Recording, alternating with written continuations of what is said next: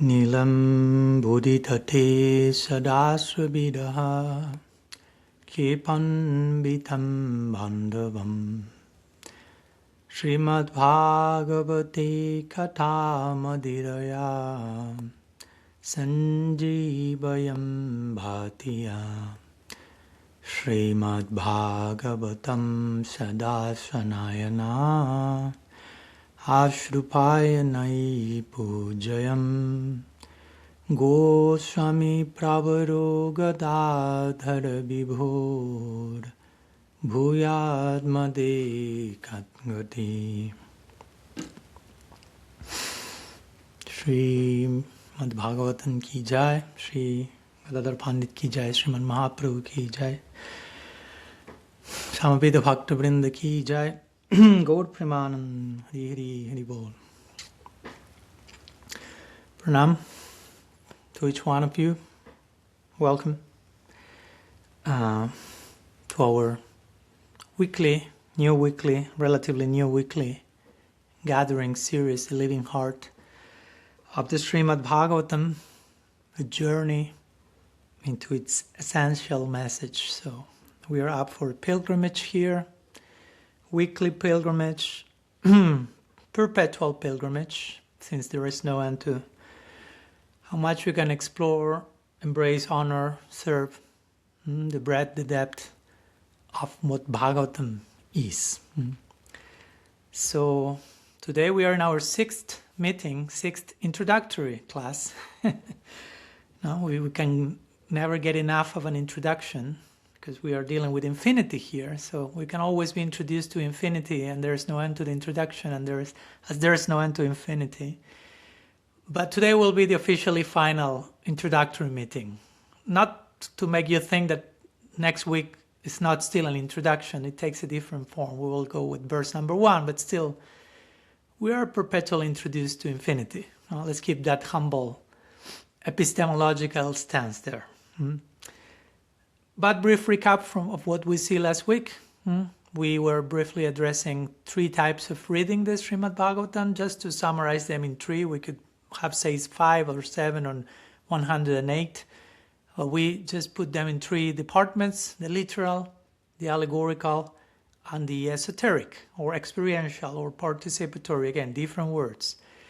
And we mentioned also, or maybe I didn't mention, but we have been talking about that these days, Srimad Bhagavatam is a love story. It's the love story between the sweet absolute and everything else, and us with everything and everyone else. So it's the story of life in its ideal way of living life. So in that sense, these 3 approaches to the Srimad Bhagavatam are applicable to how we read life, not only how we read a book, because the Bhagavatam is not a book only, as I'm saying, right? How to be read by the Bhagavatam, how to read the Bhagavatam, how to read life, how to be read by life. Different approaches, different levels of depth and commitment.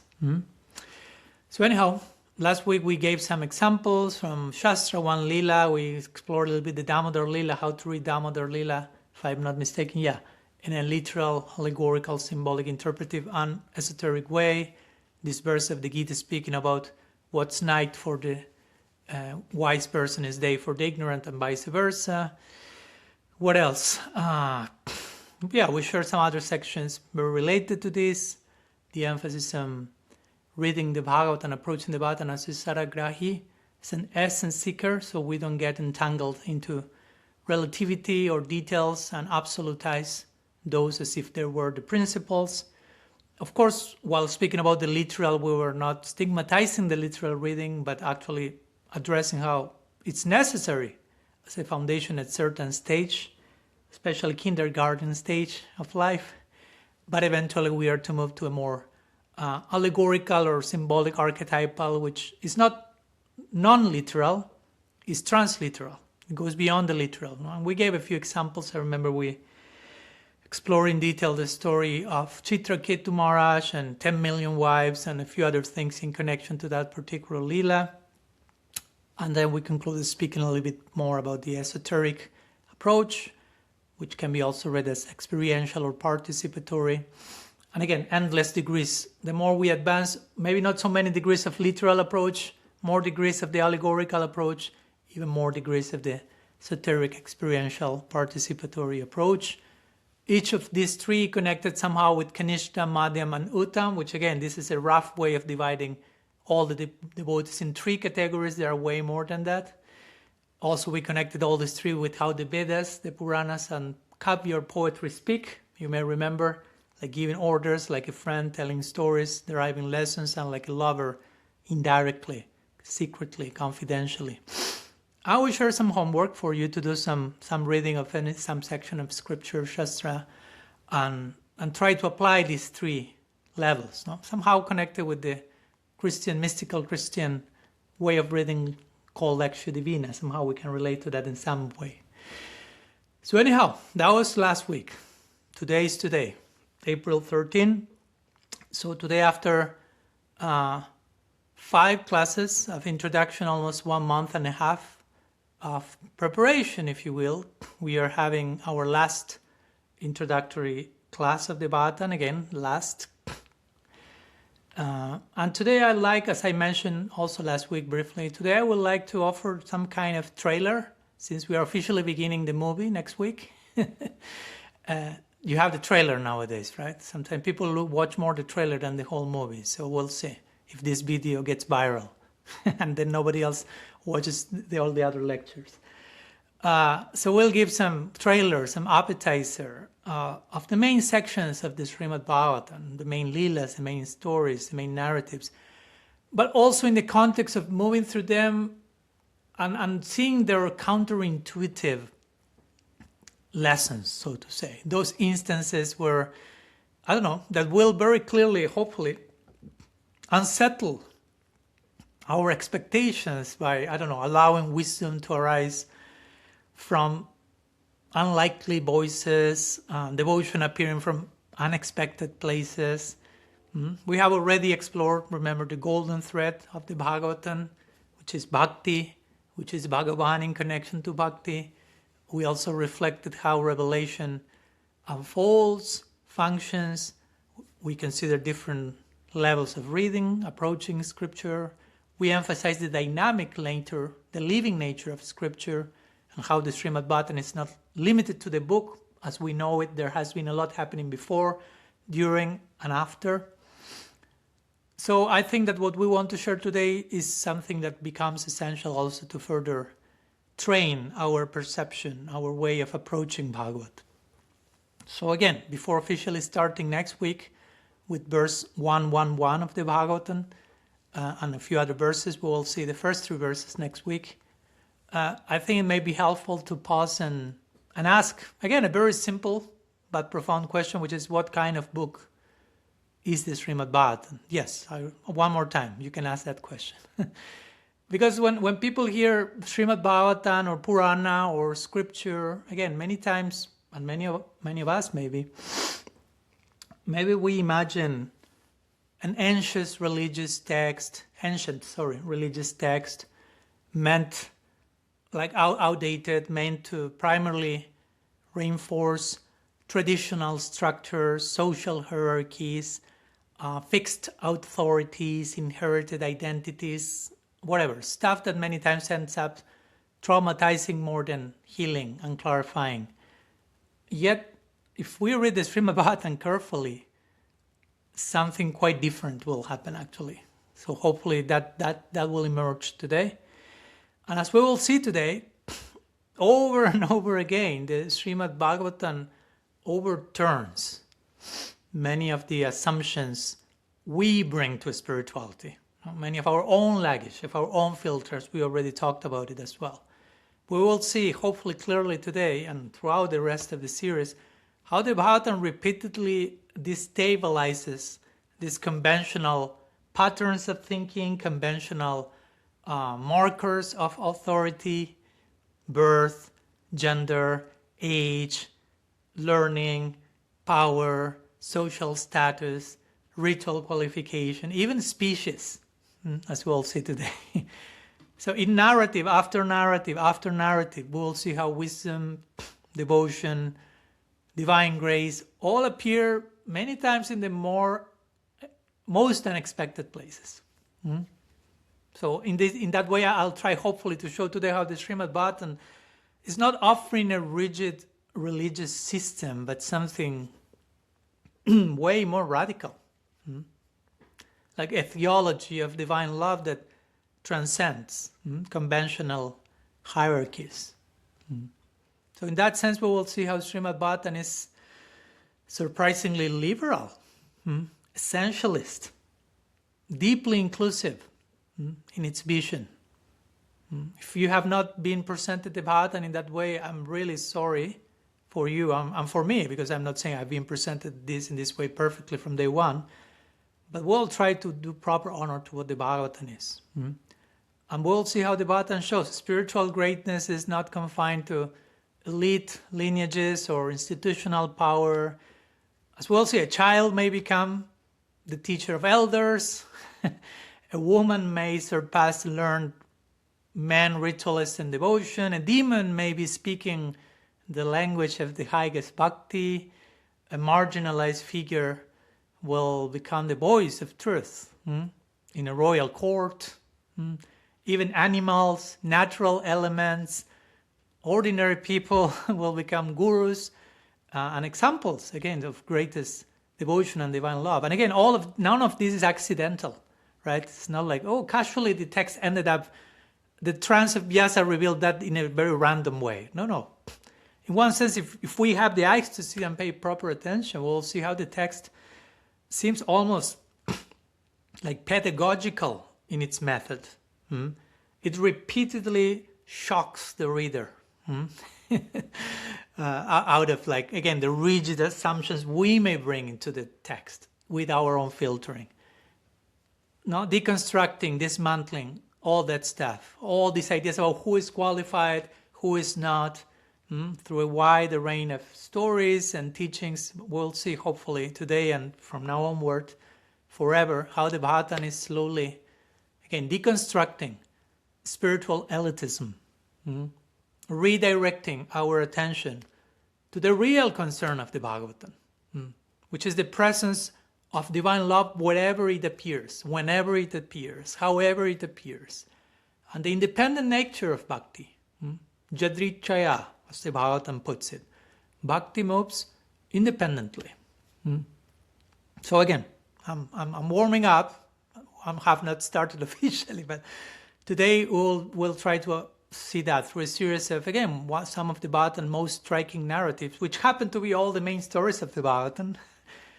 And we will hopefully glimpse at a kind of counterintuitive summary of the Bhagavatam, a trailer of it, a preview of the deepest message that unfolds throughout the work. And again, please try to pay attention as we go through the many sections and the different examples I will be sharing today. Try to notice what I've mentioned so far, the pattern that begins to arise, to emerge.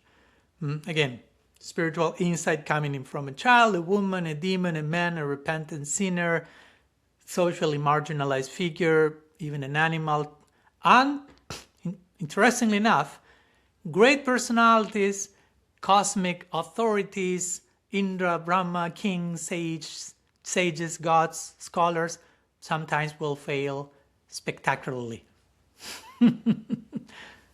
to fulfill both sides of the coin. So the Srimad Bhagavatam seems to be telling us something very important with all this, right? Divine love is not controlled by human hierarchies. It's not so predictable. And perhaps, again, this is one of the most radical teachings of the Srimad Bhagavatam. Now, the sacred does not belong to a particular class of people, a particular religion, a particular gender. It will appear whenever and wherever the heart opens sincerely to it. And again, if we learn to expect the truth where we least expect it, that's part of our training in life, then our daily, ordinary lives become part of the revelation. Follow my point? If we realize, bhakti, divine love, grace appearing in the least expected places, then I can train my eye to expect that grace coming in the most ordinary moments of my daily life. difficult relationships, unexpected interruptions, moments of failure, discomfort, all of them may begin suddenly to function as gurus, as teachers rather than obstacles. Bhagavatam is trying to teach us all this. And therefore, as a result of that, our practice will become less about controlling experience and earning whatever, and more about recognizing presence, what's already there. Our life becomes part of the Bhagavatam. That's the whole idea of this course. That's maybe how we begin to participate in the Bhagavatam, in that blank page that is saved for us. Feeling part of the Bhagavatam, not feeling a part of the Srimad Bhagavatam story.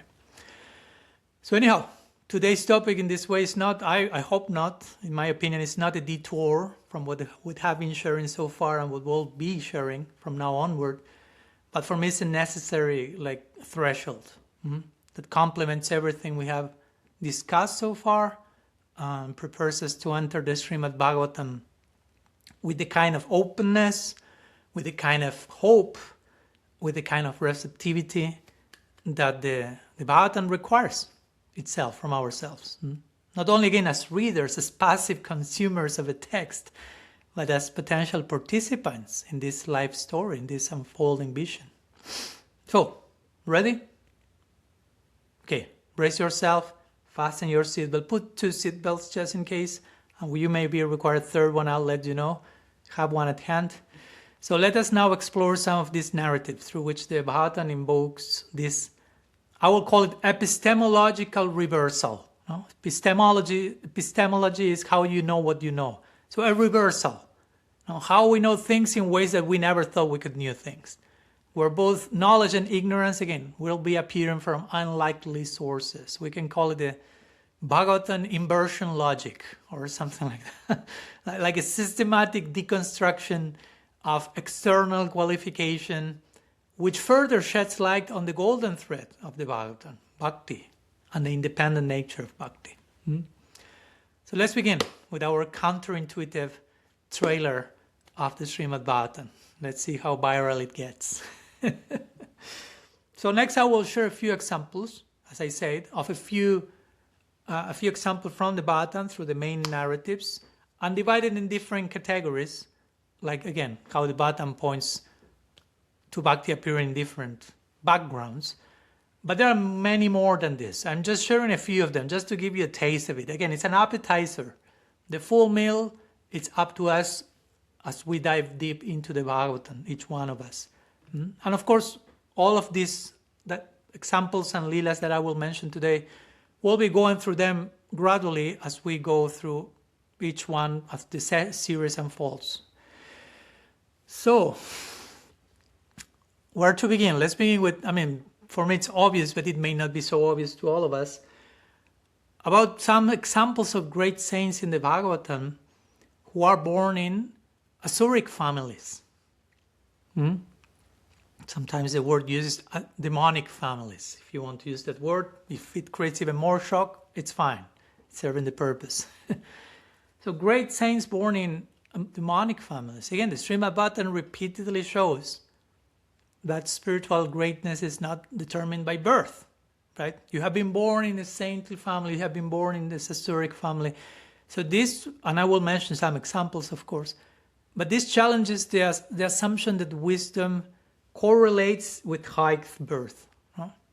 Having been born in a family of devotees or in an aristocratic family or whatever. Blood determining adhikar. So a few examples, just again to mention a few that come to mind. Let's go to a few cantos for a moment, cantos 6, 7, and 8. And there's an example, at least one example per canto or more, but I'm just mentioning a few that come to mind now. Famous one, Vritrasura. Vritrasura. He's an Asura, the name confirms it, and he's speaking the language of the highest devotion in the Bhagavatam. There are 4 beautiful verses in the 6th canto that, there's a whole series of prayers, but especially 4 prayers that many acharyas have considered the Bhava Chatur Shloki. There is a Chatur Shloki of the Bhagavatam, 4 verses that summarize the whole content, But then in the 6th canto, there's something called the Bhava Chaturshloki. We did a study of that some years ago. If you want, you can find it in my YouTube channel, which are 4 seed verses that somehow convey the essence of the bhav that the Srimad Bhagavatam wants to convey, and that eventually blooms fully in the 10th canto in Braja Lila, according to Gaudiya Vaishnava vision. And all this is spoken by an asura. In one sense, the emotional essence that the Bhagavatam wants to deliver, spoken by someone born as an asura. Vritrasura, ki jai. Just that, I'm just mentioning. We will go through that in detail eventually. Of course, another famous one, from 6th canto we go to 7th canto, Prahlada Maharaj. An epitome of Sudha Bhakti, pure devotion. He was born in an Asuric family. I mean, in fact, he was the son of the greatest Asura possible on earth existing at the time. So you cannot get more Asuric than that. Yet, he was the greatest devotee. So externally, inheriting the most Asuric possible blood, internally, being the highest possible caliber of bhakti. So that's another beautiful example, and eventually we'll get to that. But again, don't lose the thread. Try to see the pattern, how the Bhagavatam is trying to dismantle and shock us into how the greatest bhakti is coming from. What's the background? From 7th canto, we go to the 8th canto, and we see Bali Maharaj, who is the grandson of Prahlada Maharaj. So he's coming from the same bloodline, Asuric bloodline, and he was in fact the king of the Asuras at the time. But the Bhagavatam presents him as the embodiment and model of Sharanagati, surrender, Atmanivedanam. So again, and Sharanagati is the foundation of bhakti. You cannot get a more important foundation, but Sharanagati, who embodies Sharanagati? An Asura.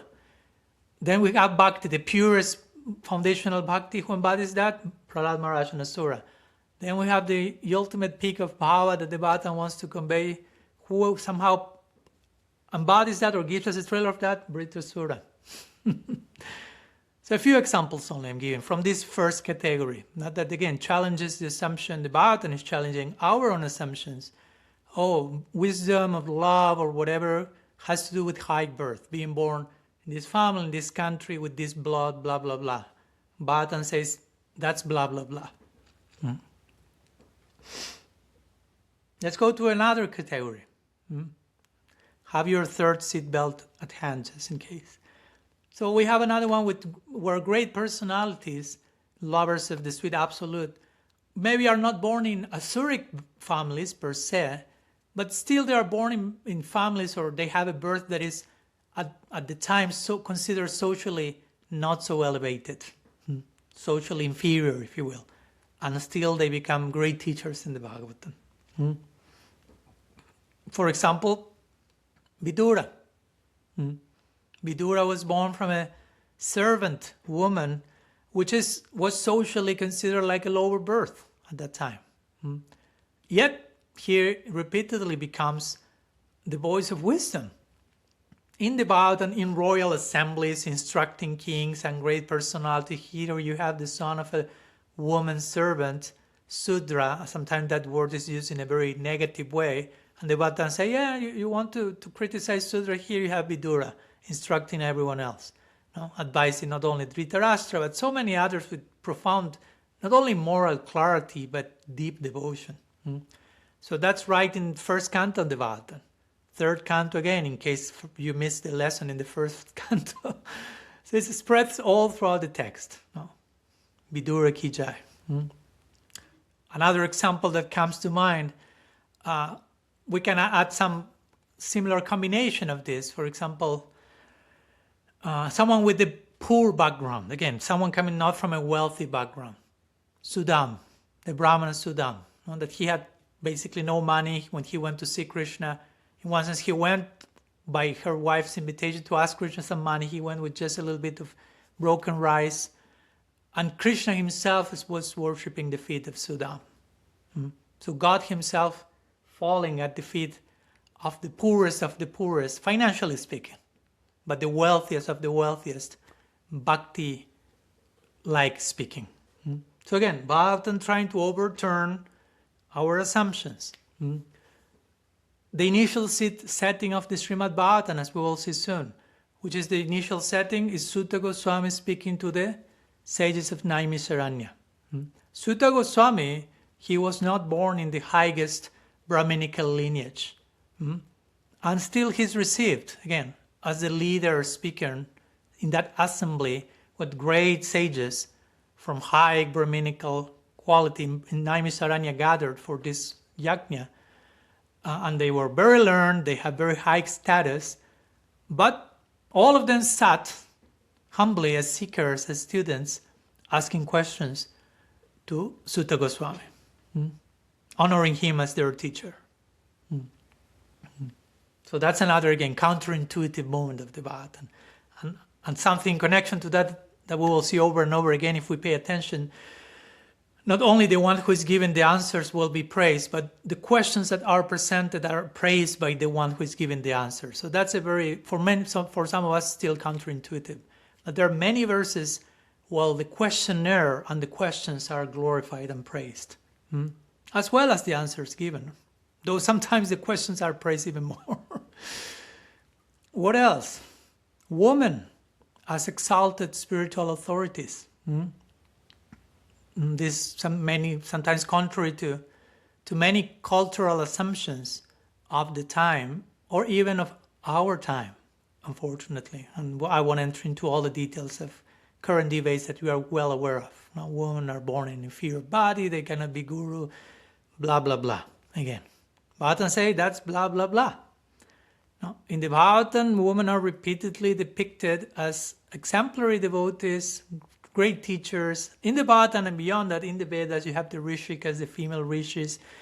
So all of this challenging the assumption that bhakti, wisdom, correlates with gender in this case. A few examples. Kunti Devi. Now, she's offering very important, profound theological prayers. Again, first canto of the Srimad Bhagavatam, 8th chapter. No? And there's in particular one beautiful verse she's pronouncing that somehow became the trigger and the inspiration for today's class. She's saying, Janma Ishvarya Sruta Sri Vireda Manamadampamam Naibar Hatya Vidhatum Vaitwama Kinchana Gocharam.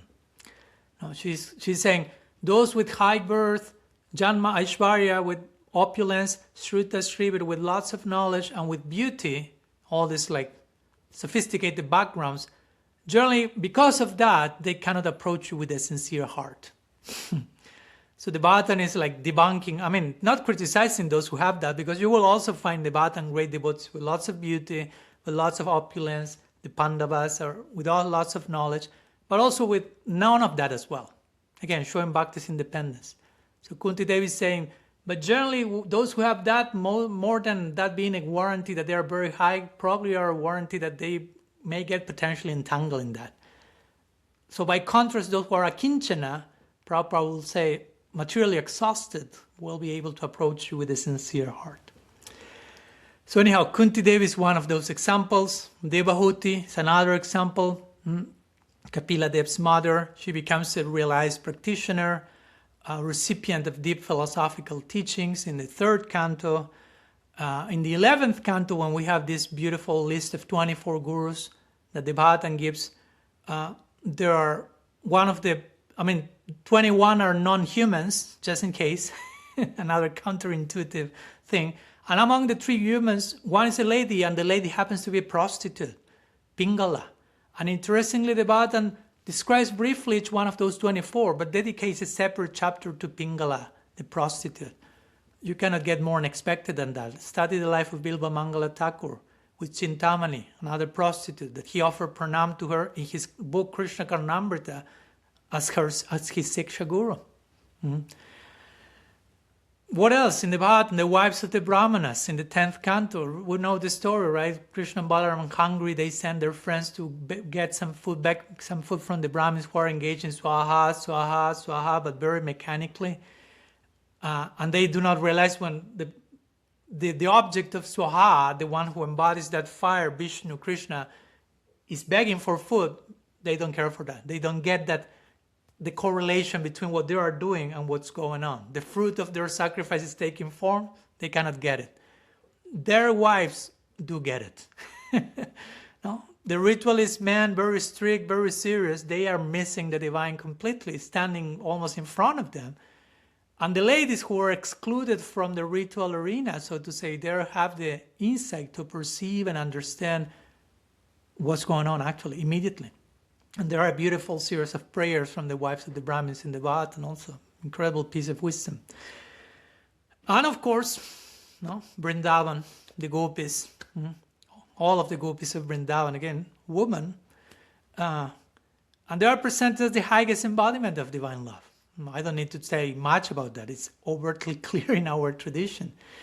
And they are not only women. No? In one sense, at least externally, the gopis and all the Brajavasis are uncivilized tribal people. Illiterate, uncivilized tribal people. They are the zenith of the Bhagavatam and Bhakti. Again, very counterintuitive. So let's move from gender and some social backgrounds to age. And the Bhagavatam is giving us examples regarding age as well. Children acting as spiritual teachers. The Bhagavatam repeatedly portrays children possessing extraordinary spiritual insight. So bhakti is independent. You can be a child and be a great teacher. So again, this challenges the assumption. So many of the assumptions we may be bringing, bhakti, wisdom correlates with age. Again, or correlates with gender, or correlates with social position. Bhagavatam is dismantling all that. Right from the beginning, as we'll see next class. Dharma proichat kaitabo atra. Here we will denounce all cheating in the name of religion, in the name of Dharma. So all of this is part of that dismantling. One of the examples we could share is Dhruva Maharaj in the 4th canto. So far we are touching almost all the cantos of the Bhagavatam for you to know, for you to see it's everywhere, it's all over. So Dhruva Maharaj, little boy, becoming a great mystic, a great devotee, having direct darshan of Bhagavan. Prahlada Maharaj, we already mentioned him in relation to his Asuric background. Now we are bringing him into the picture again related to his young age, still a boy, being such a great devotee, being fearless in front of the highest Asura of the planet, instructing his classmates and everyone else, including us, about bhakti, the emblem of Sudha Bhakti, a boy. So watch out if you have a boy around Prahlada's age at home, you better learn something from them. Or going back to these 24 gurus of the Bhagavatam, this list, there are 3 humans, as I said. One is a prostitute Pingala, the only adult human is a prostitute, and the other 2 are little boys, and one girl and one, and basically. So we have another child there in that list. Who else? Well, not a baby in this case, but still relatively young, Sukadeva Goswami. The main guru of the Bhagavatam in one way, the main speaker of the Bhagavatam. He is not a child per se, but still is depicted as a young teenager. And he becomes the main guru, not only of Parikshit Maharaj, but of the whole Bhagavatam, instructing Parikshit, the world emperor, and being taught by a naked teenager. You cannot get more counterintuitive than that. Right? Imagine the most powerful president of planet Earth going to a forest for 1 week while fasting and being secretly instructed by a 16-year-old naked boy. It makes no sense, right? It makes no sense, but it makes full sense from a deeper perspective. And connected to this, of course, in connection to the counterintuitive example of Sukadeva, which again is a main figure of the Bhagavatam, we have another department that we can explore, which is a younger guru instructing the elder king. Again, this reversal of hierarchies and roles. Sukadeva Goswami, very young man. He could be the son of Parikshit Maharaj, but he's been the guru of Parikshit. And Parikshit Maharaj is fully submitting to that. As they say, when wise men speak, wise men listen. It doesn't matter external shape. It doesn't matter the vessel. When the content clearly appears, we are all students then. We all submit to that. We are not formalists, form worshippers. That is idolatry. Bhagavatam is not about idolatry. And if you want to add a few layers to the shock in this, not only Sukadeva Goswami is instructing Parikshit Maharaj, who is older than him, but while he is speaking the Bhagavatam to Parikshit Maharaj, there are many other people in the assembly there who are two of those people. One of those people is Sukadeva Goswami's father and guru, Srila Vyasadeva. So generally you think if the guru is there, the guru is giving the class and all the students are listening. But here we have the student giving the class and the guru is listening and he's in ecstasy. And not only the guru is listening, Vyasadeva, but the guru's guru, Narad Muni, is also described sitting in ecstasy, receiving the words of Sukadeva Goswami. What I just said, right? Both, whenever the truth truly manifests, we are all students there. There are no more categories, hierarchies. Doesn't matter who was born before, after. All these credentials sometimes we bring superficially. I'm an elder devotee, I'm a senior devotee, I'm a sannyasi, I'm a Prabhupada disciple, I'm a such and such disciple. Give me higher seat, give me a more fancy Vyasa sang. Where is the more aromatic garland? I don't like that tea, bring me some lassi. There is no end to how much we can explore that madness. But the Bhagavatam is clearly not going there. Again, it's absolutely going in another direction. You have a 16-year-old naked boy talking to the world emperor, and the guru of that boy, and the guru of the guru of that boy, they're all listening enraptured. So you better get that pattern, no, on how the dynamics of revelation operates. So that's one example of this reversal of roles in teaching. Of course, another one will be Kapiladev, teaching his own mother, Devahuti. Generally, you don't listen that a young boy is teaching his mother, but in the third canto, you see that the usual parent-child hierarchy is reversed. And some other cases will be the other way around again. It can be any way around, as long as the truth is manifested. Satyam param dhimahi. Or in a different way, we could say when Uddhav, in the 10th canto of the Bhagavatam, when Uddhav is sent to Vrindavan to instruct the Brajavasis, Uddhav is a jnani, he has lots of knowledge, and he comes to this quote-unquote uncivilized tribal village, and he ends up becoming the student of the Brajavasis. He realizes, I thought I came to learn here, I thought I came to teach here, I'm only learning from them. And now I realize why Krishna sent me here. So again, a reversal. It even happens to Uddhav. So all this radically subverts the idea that authority flows only in a pyramidal way, or only according to seniority, or only according to, institutional position, or varna, or ashram. No. That's blah, blah, blah. So, a few examples. So far we have given some examples, right? How the Srimad Bhagavatam is showing that its golden thread, bhakti, is flowing independently of high birth, aristocracy, gender, age, seniority. Now let's take it a step further. Let's show how bhakti and divine grace go even beyond the human species. Because so far we have been just dealing with humans. And we don't want to get too anthropocentric. It's not all about us humans. Right? So the Bhagavatam, yes, will also dismantle that upadhi, that's false designation, that filter. And we'll see how animals and other unexpected beings end up being great devotees and spiritual instructors, where wisdom is conveyed beyond human species. So as you already may have intuited, I already mentioned this example, how when the Bhagavatam gives the list of 24 gurus, 21 are non-human. There you have a proportion, right? 21 are not human. Then you have animals, natural elements, and the people, the three humans again, are like an arrow maker, a child, and a prostitute. It's not a Brahmin or this or that.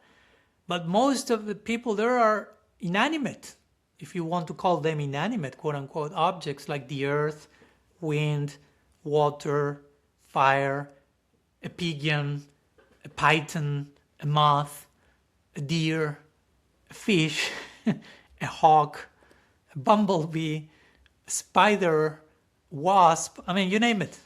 Of course, it's just 24. It could go on and point to any single thing till we arrive to the land of gurus. But big emphasis is laid on non-human species. Or in some other sections, you have the elephant Gajendra, who also offers beautiful prayers to Bhagavan. That's in the 8th canto of the Bhagavatam, if I'm not mistaken.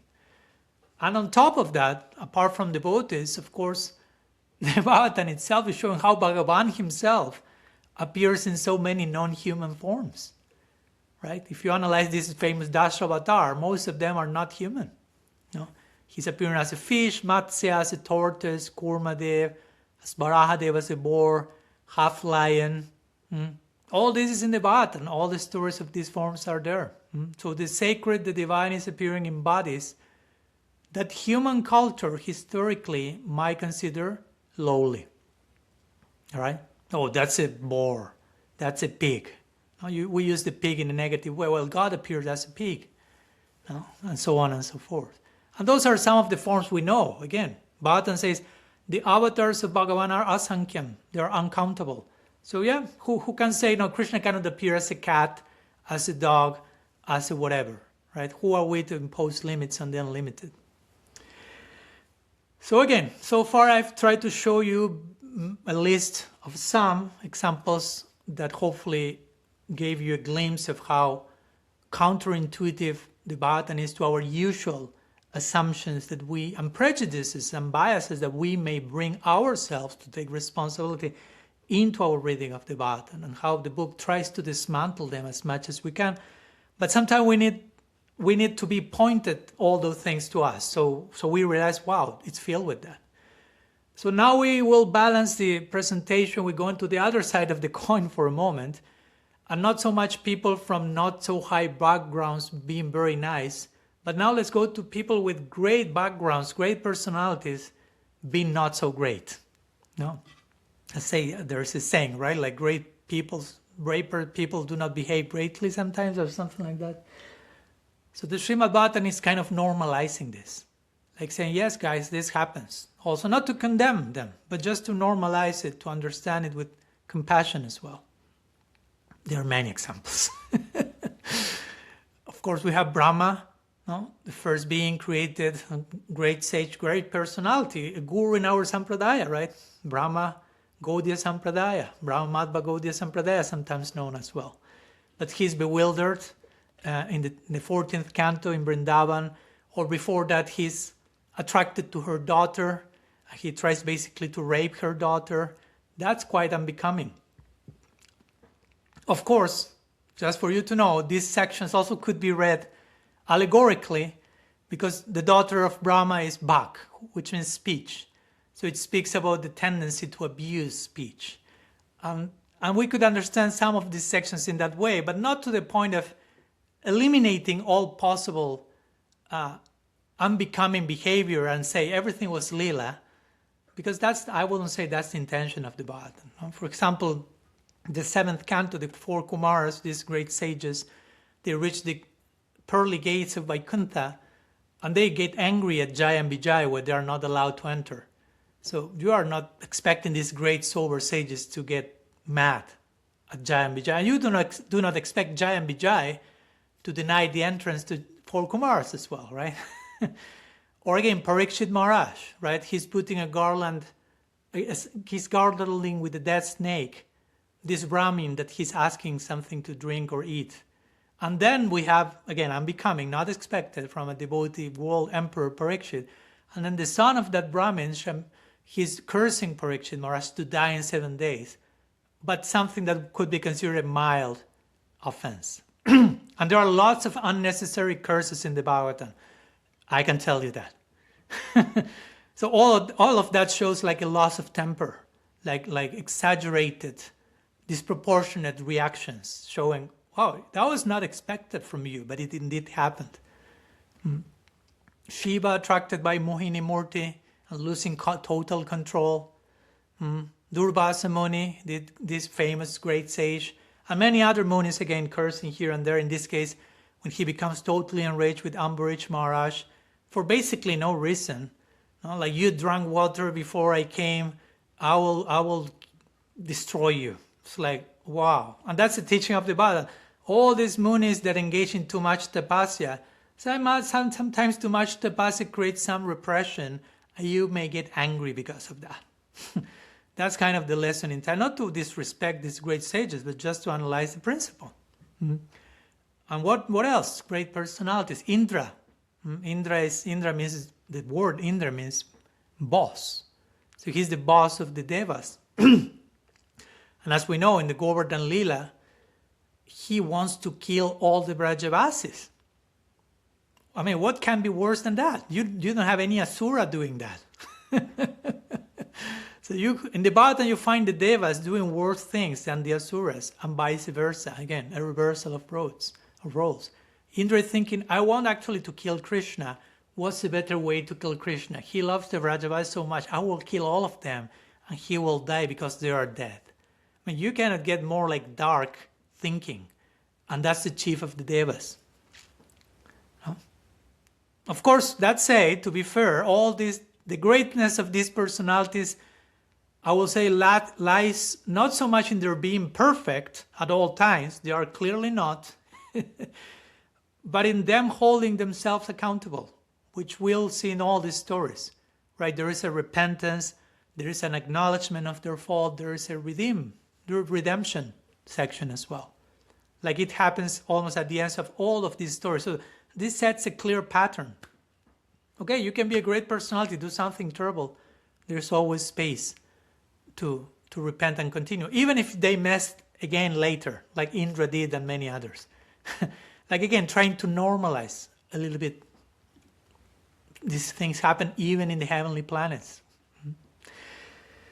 Okay, not enough yet? You want more. You are not yet fully convinced about the Srimad Bhagavatam's liberality and inclusiveness, and how bhakti is universal and independent. So let's go to a few more examples. From both the Srimad Bhagavatam and a few other shastras that also sometimes are connected to our tradition. I don't know, in the Bhagavatam we have the example of Jada Bharat, who is basically a madman in social eyes, in social terms. Of course he's an avadut, but according to social opinion, to how we may think if we see someone like him walking on the street, we'll say that guy is weird. And he's teaching Rahogana, a king, instructing him very soberly. Now we know before that Jada Bharat, he was this great advanced king Bharat Maharaj, after whom India is known as Bharat. And nonetheless, Bharat Maharaj, quote unquote, fell down at the very advanced stage of bhakti, getting attached to the deer. Of course, there are many ways to explain that, many lessons that we'll get there in Canto 5. But again, these are ways to normalize possibilities. You can be very advanced and still something can happen. Not to get neurotic, just to be humbled. Of course, famous story of Mrigari, the hunter Mrigari, that by the guidance of Narad Muni, before he used to torture animals, and eventually he became a compassionate devotee to the point that he couldn't even step onto an ant, right? This is more told in the Bhagavad tradition. And similarly, we have the story of Valmiki, the author of Ramayana. He was a killer before that, assassin. And Narada says, okay, you like death so much, just say Mara a lot of times. Mara means death. And the more he say Mara, the more he say Rama. And he got all the revelation to compose the Ramayana. But again, he was an assassin. Imagine, this holy, sacred, religious book, its author was an ex-serial killer, so to say. What else? Going back to the Bhagavatam, Ajamil. Ajamil, he was born a Brahmin, then he absolutely degraded himself. So you have all the possible in-between examples. A good Brahmin turned bad Brahmin, a never Brahmin turned a great personality. So Ajamil, as we know, again, his story, singing Narayan at the end, This story dismantles this idea that qualification must be earned through flawless moral adherence and perfection and always doing everything perfectly. He was utterly imperfect, but a moment of sincere calling made all the difference. What else? A few more counterintuitive patterns. Well, as I like to say always, in the 12th canto you have the description of Kali Yuga, and Bhagavatam starts describing Kali Yuga as the worst age, but at one point it starts to take a shift in which you realize, oh, Kali Yuga is praised like nothing here and described as the best age possible. Again, quite counterintuitive.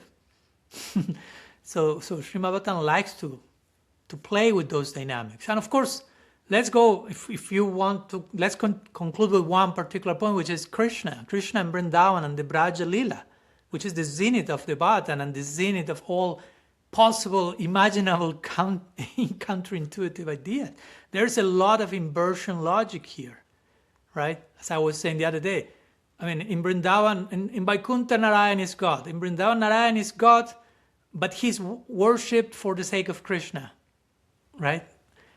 So the Krishna Lila, the Braja Lila is the zenith of the Bhagavatam, right? Everything else in the Bhagavatam, according to us, is preparing us for Krishna Lila, for Vrindavan. And Krishna in Vrindavan, again, is God conquered by love.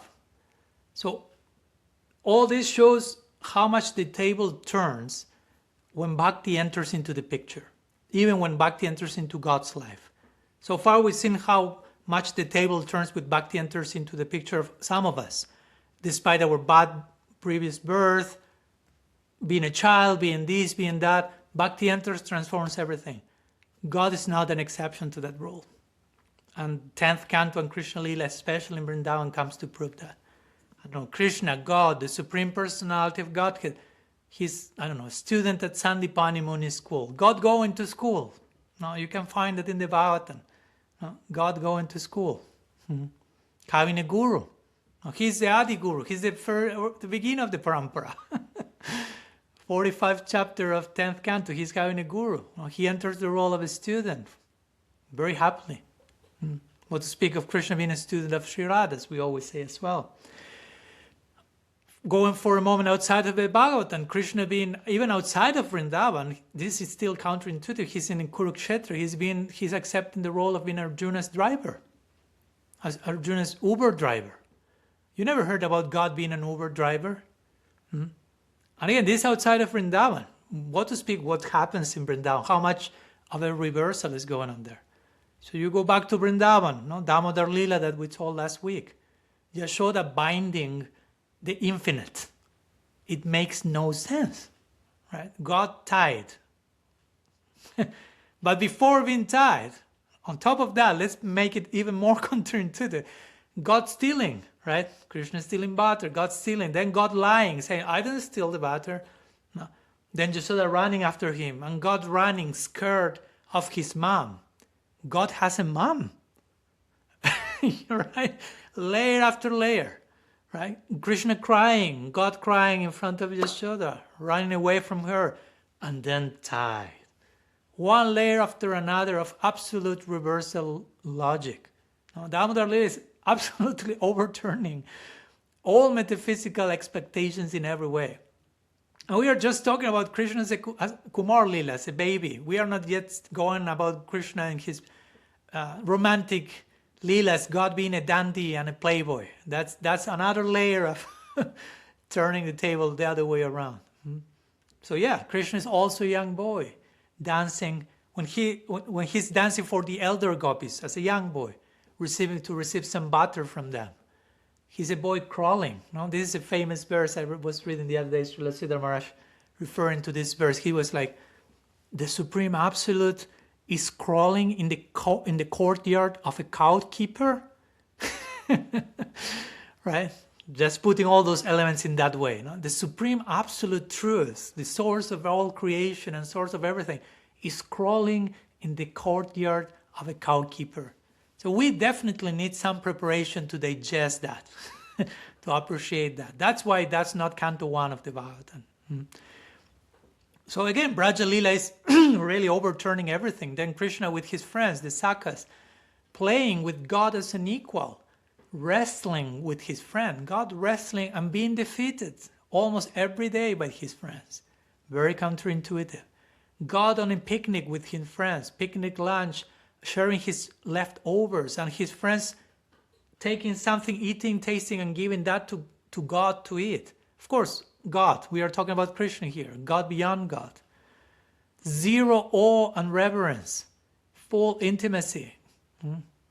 Krishna, the God of informality, overturning all conventional religious distance, even if, as people may think in Vaikuntha. And what to speak of how Krishna again feels for the gopis in Madhurya Rasa, especially for Sri Radha, how that affects him. He's wounded by the arrows of Cupid. He becomes the student, the slave of Sri Radha. Ham anubrajamyaham nityam pujyate angrirenubihi. Krishna says in the 11th canto, I long to be bathed by the dust feet of my devotees so I can be purified by the fault of not being able to reciprocate properly to their love. Wow. God indebted for eternity. Very counterintuitive. It's all in the Bhagavatam. Let me go to one final lila that somehow summarizes many of the above, which is Govardhan lila. It's a beautiful lila also. So much can be drawn from that.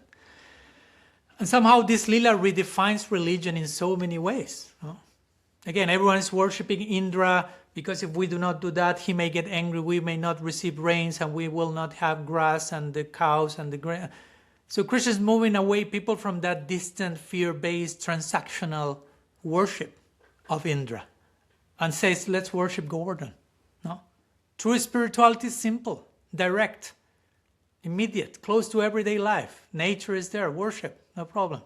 No? So basically the idea here in Govardhan Lila is instead of trying to please a remote God through rituals, that we do a lot sometimes in the name of bhakti, Krishna is saying, no, devotion becomes something very natural. It has nothing to do with otherworldly people and being perfect in performing.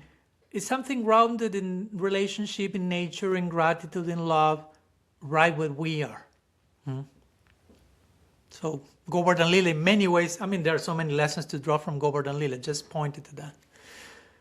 So anyhow, these are just a few examples. A few. This is not the only examples that we will find in the Bhagavatam in all these inversion logic directions. The Srimad Bhagavatam is filled with them. If we have the eyes to see them. No? If we have the eyes to see them, every single story, you will find something of that. That's why we have been doing all this lengthy 6-part introduction, hopefully, to acquire the proper eye to find those gems. So when we are reading the Bhagavatam, it's like, oh, wow, another pattern here, another pattern there. No? So if you had paid attention, I hope that this trailer that we did today of the Bhagavatam, by going through some of the main stories and these counterintuitive moments, how they show you how the Bhagavatam is, again, very almost pedagogical in its method, repeatedly shocking the reader out of rigid assumptions about who is qualified, who is not, how grace is supposed to flow, or even institutionalized, who deserves this or that, blah, blah, blah, blah, blah. Like Srila Jiva Goswami, no? Srila Jiva Goswami, he compares the Srimad Bhagavatam with the holy name, with the name of Krishna, saying, the name of Krishna is independent of initiation, anyone can chant it, no hard and fast rules. So Jiva Goswami said the Bhagavatam is like the holy name, through whom Bhagavan himself, the sweet absolute, becomes accessible to everyone, beyond distinction of caste and gender and age and position and whatever, species. So this is basically what we've seen today, hopefully. Spiritual greatness may appear in a child, in a woman, in a demon, in a poor Brahmin, in a madman, in a king, in an animal, simple, uncivilized villager. By contrast, great personalities, cosmic authorities like Brahma, Indra, Daksha, I forgot that one, there are many more, kings, scholars, many of them fail spectacularly many times. So does it sound like life? Probably yes. We've seen that many times. No?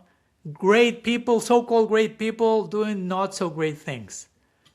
and so-called not great people doing great things unexpectedly. So it does sound like life to me.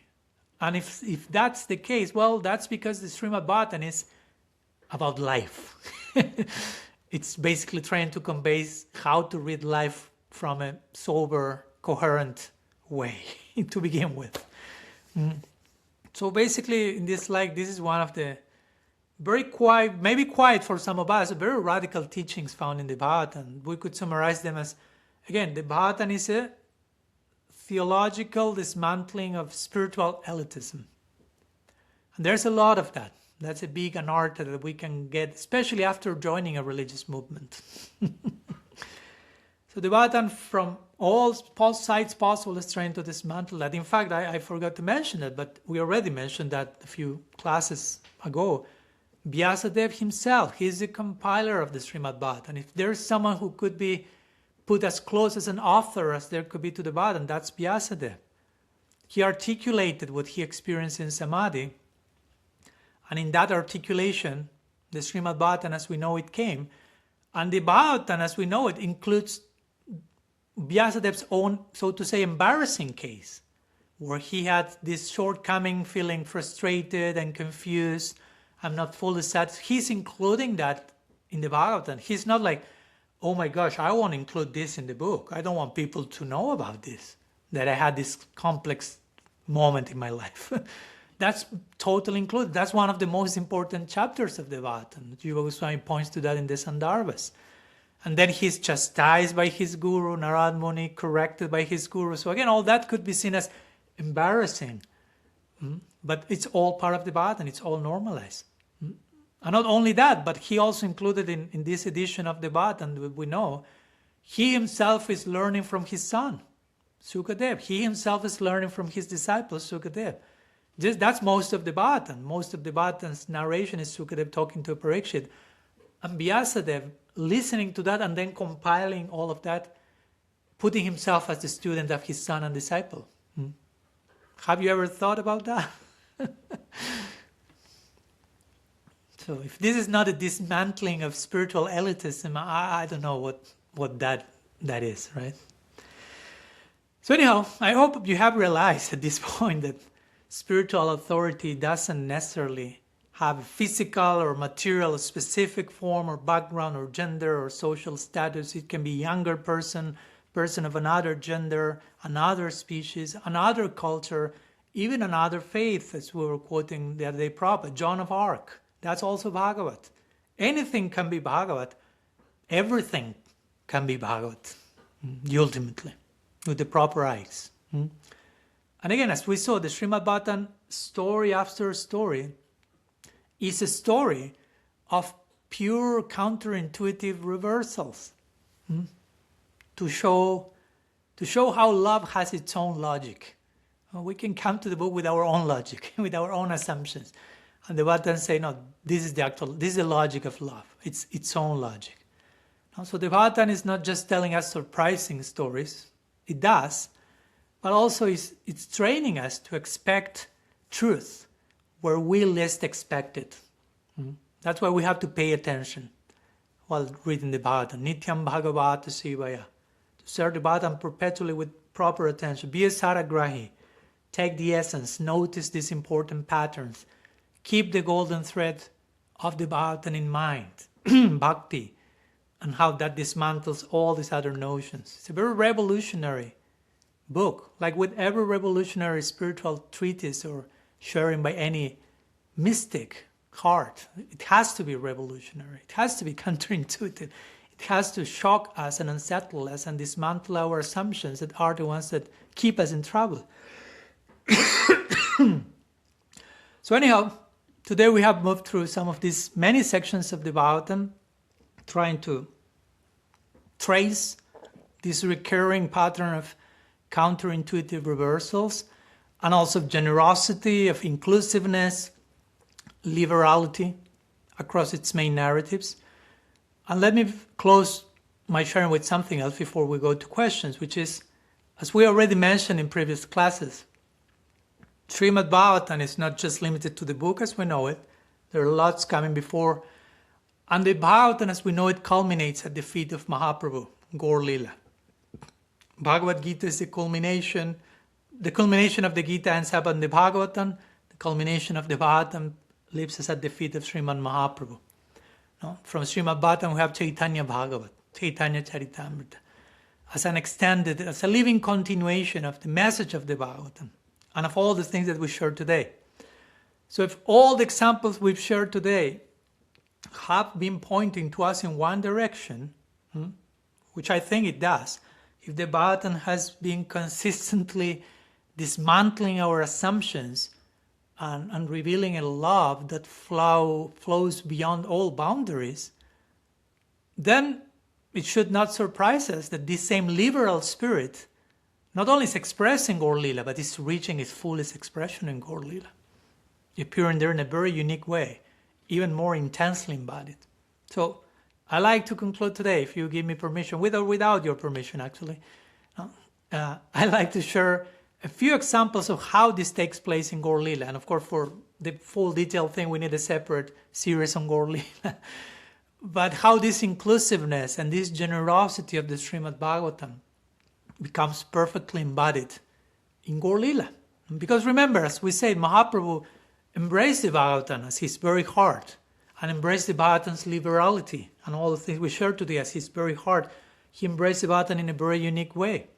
And that embrace, the result of that embrace became the Gaudiya Sampradaya. And the Gaudiya Sampradaya in turn created a further byproduct, which is us, as members of the Gaudiya Sampradaya. No? So we are a consequence of Gaur Lila, as I like to say. We are a consequence of how Mahaprabhu embraced the Bhagavatam. Let's put it this way. We are a consequence of how Mahaprabhu's liberality embraced the Bhagavatam's liberality, to the point that it reached someone as undeserving as a little boy living in a downtown, in a poor town in Argentina that eventually came to be known as Swami Padmanabha. Who is that boy? Nobody knows. But that's the fruit of such generosity. And each one of us, I'm talking about me, but you put your name there if you will.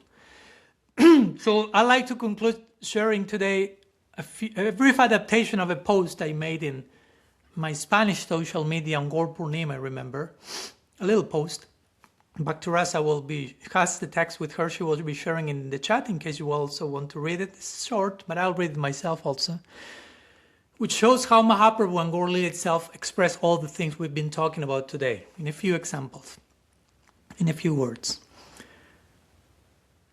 Mahaprabhu broke religious and social boundaries. He associated with marginalized people, uplifted those in society deemed as inferior, and learned from those who did not fit into the prestigious categories of his time. Ramananda Roy, for example, Sudra. As a sannyasi, he renounced not only home, but also power and status. He resisted the king, right? When Pataparudra Maharaj wanted to meet with him, he said, no, not to power.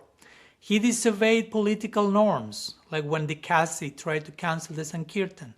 He danced and wept in public out of love for God, at a time when such expression was dismissed as improper sentimentalism. He was really criticized by his peer sannyasis in other lineages by crying and being emotional. His central message was not exclusion, but inclusion. Not purity as a prerequisite, but grace that transforms.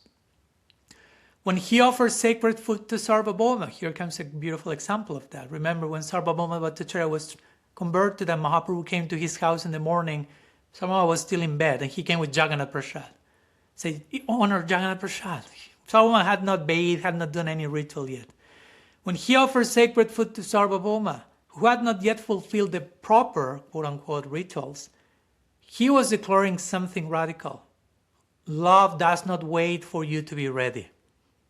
It finds you and transforms you. Again, he was giving prasad. Prasad is not only consecrated food. Prasad means grace. So grace is not waiting for you to have a bath and do achaman and recite your Sandhya Bandhan. Here it comes, grace. No? Grace cannot wait. That's the principle. That's the impetus of Gaur Lila. His revolution was not ideological, it was affective. He did not found a religion, founded a religion in the institutional sense. He lived so deeply that what he experienced within that. That's the addition that didn't work so well. He lived so deeply that what he experienced. Anyhow, he lived so deeply that whatever he experienced became contagious. His tears, his chanting, his vulnerability gave rise to a movement. And I may add that, and we are a byproduct of that. So we have to honor that. Mahaprabhu did not come merely to establish a tradition. He came to inaugurate a new kind of human being, and even beyond human being. Remember him dancing in Jharkhand with other species. But let's talk to, I'm talking to human beings now. So he came to inaugurate a new kind of human being, one centered in love, above fear, hierarchy, or exclusion. Perhaps we are the next chapter of that story. And not only perhaps. So we are invited to embody the next chapter of Gaur Lila, the next chapter of the Bhagavatam. May we have the courage to let that new chapter be written in us. So let's end on that note of prayer and blessing. So that's what we wanted to share today in our last introductory class, trying to warm up for the official meeting. So next class, next Monday, we will be officially beginning with the Bhagavatam. Still, it's all an introduction to an infinite journey. But next class, we will begin with the Mangala Charan of the Bhagavatam, which are the first 3 verses of the Bhagavatam, are considered the Mangala Charan of the book itself. And hopefully by this time, again, you have realized that we have already started studying the Bhagavatam a long time ago, even before officially arriving at verse 1. And hopefully, when we start with verse 1 next week, we can also look back and appreciate the value, at least for me, I'm not talking for you, I'm saying the value for me, of having gone through this month and a half, 6-part introduction, and how different it would have been if we just jumped straight to verse 1 on the first meeting we have had. Somehow this 6-part introduction, of course, was in itself a Mangala Charan, a spacious invocation to our study. And I personally like to think of a Mangala Charan, like when one is about to give Hari Katha, one recites some Mangala Charan. That's for me the most important part of the class, because you are gathering blessings.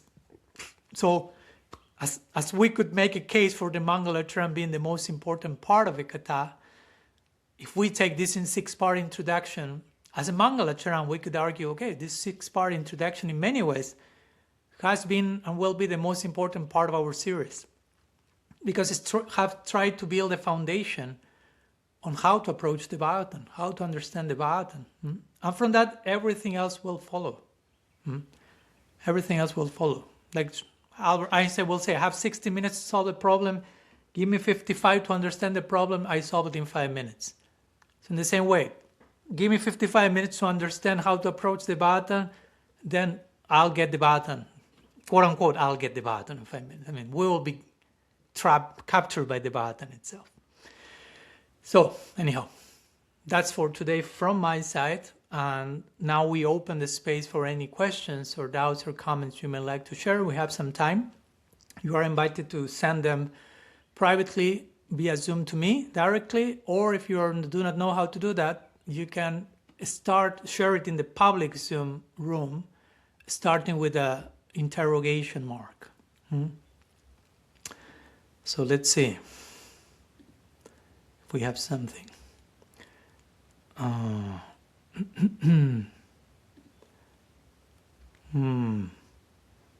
Okay, I'm only seeing one question from Bhadra. We'll see. She says, I would like to understand the Bhagavatam's statement about Kali Yuga being a great or the greatest age.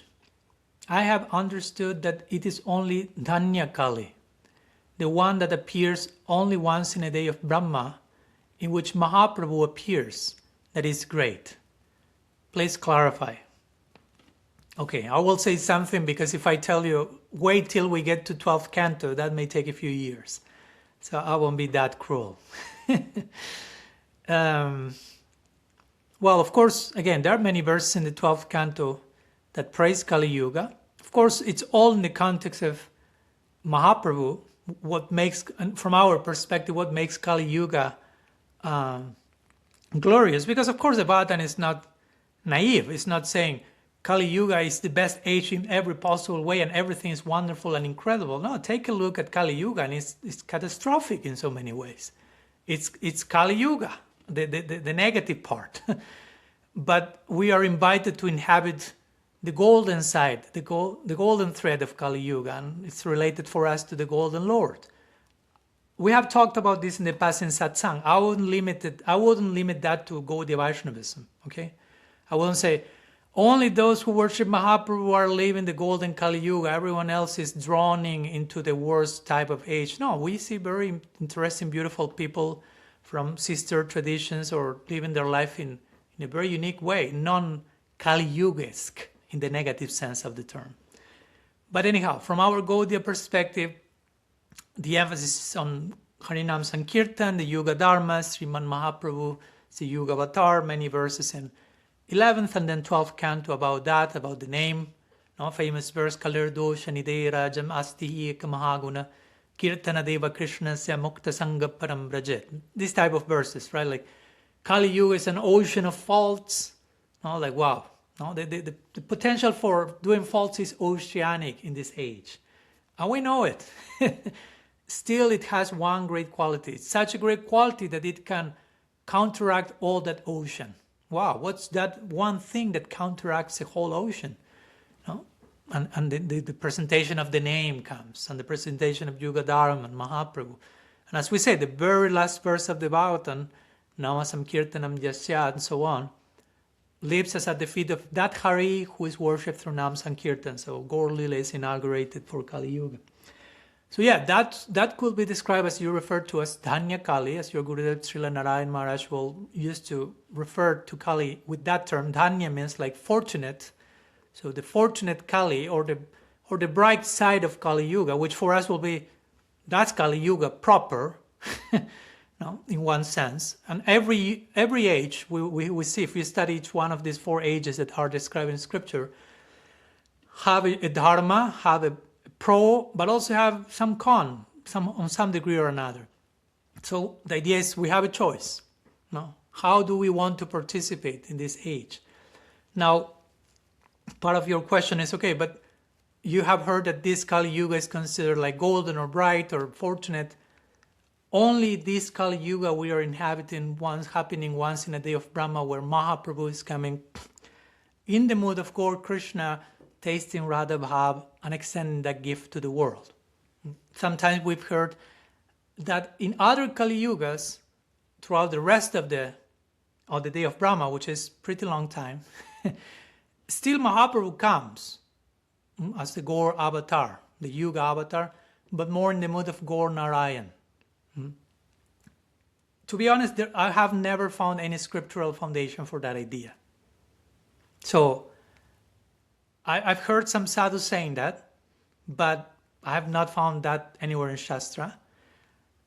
And I'm okay accepting, of course, for me, to be honest, and again, this may be a little controversial for some, but I have not found any declaration of this in Shastra. I'm open to acknowledge if there is anywhere. But for me also, it sounds a little bit too, okay, it's only in this Kali Yuga that you have this fortune, like a way of saying, and you happen to be in this Kali Yuga, so better take advantage of that. Because if we say it's in every Kali Yuga, it's like, well, I'll wait for the other one. So it's a little bit like a, I don't want to say marketing technique, so to say, to promote the age you are now. Because even if we take it literally, we say, no, it's only one Kali Yuga, once in a day of Brahma, I'm fine. But there are multiple universes with multiple Brahmas and multiple days of Brahma, multiple Kali Yugas. So it doesn't mean that if you miss it in this Kali Yuga on this particular earth, there's no Mahaprabhu performing that same Leela in another planet Earth. In this, what we hear is, whenever Bhagavan ends up performing a Leela on planet Earth, he continues performing the Leela in another planet Earth. So in that sense, there is no loss. No.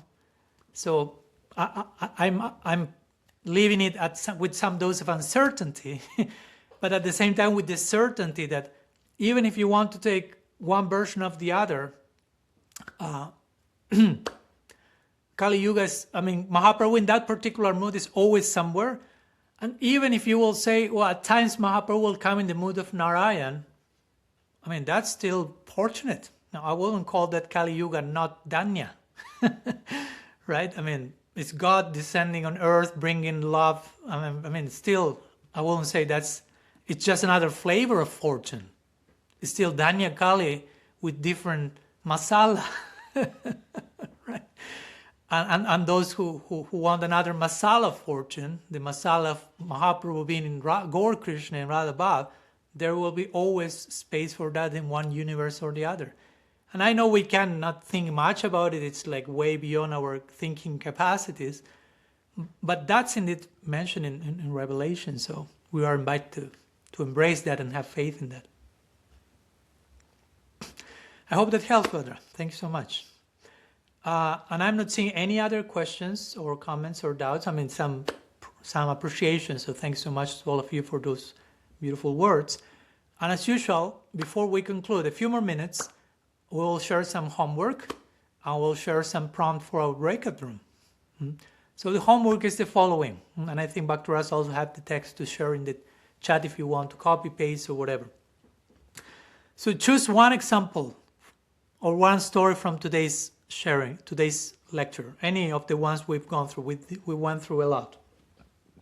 Prahlad, Gajendra, Pingala, Govardhan Lila, whatever. And 3 prompts for the homework for you to reflect briefly. One, whichever example you've chosen is why this one in particular stand out to me, right? Basically, why you have chosen that one among so many other possibilities. Second one, and probably that's part of the first answer, what assumption of mine does this particular story challenge? Because we have presented all this in that spirit. Okay, let's allow this to challenge our assumptions, to trigger us, to allow the subconscious mind come to the conscious place. So first one, why did one story, lila, whatever, stand out to me, or character? Second, what assumption of mine does it challenge? And third, how does it connect with my own life right now?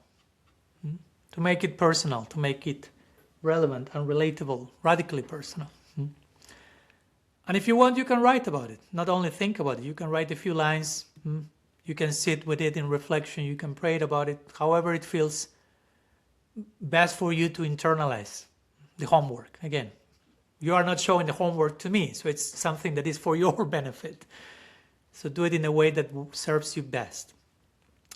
And we will conclude inviting you, before I stop the recording, I will share the prompt for the breakout room. For those who even maybe listening to the recording, you may create your own breakout room at home, at the neighborhood later, which is share one moment in your life, from your life, where insight or growth came from an unexpected source. So let's try to bring the Bhagavatam to your own life. Let's connect your life with the Bhagavatam. So share one moment from your life where insight or growth came from an unexpected source, and then share it in the groups where you open or resistant when wisdom knocked on your door from a very unexpected place. And then what did it show you when you were able to allow that wisdom for what it was finally? So that will be the prompt. But before going to the breakout rooms, I will pause the recording here. And before that, praising Mahaprabhu and the Bhagavatam, Sri Sachinandan Gaur Hari Ki Jai, Sri Harinam Sankirtan Ki Jai, Srimad Bhagavatam Ki Jai, Gaur Bhakta Vrinda Ki Jai, Gaur Premanand Hari Hari Bol. Vanchakalpatarubhyascha Kripasindu Vivcha Titanam Pavanebhyo Vaishnavebhyo Namo Namaha.